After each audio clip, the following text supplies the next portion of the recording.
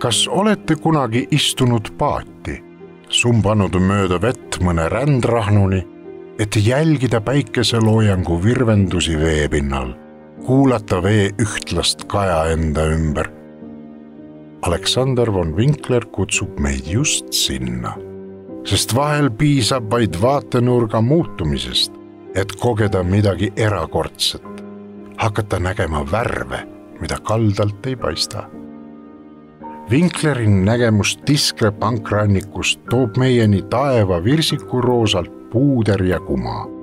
Vaate kiht-kihi haaval looduse poolt laotud rannamaastikule, veepinna rütmilise liikumise ning rahu.